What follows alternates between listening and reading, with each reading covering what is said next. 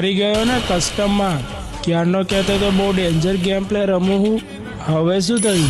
અહીંથી જતો રહે નકા હું તો ક્વાર્ટર ચડાવીને ફ્રી ફાયર રમું હું.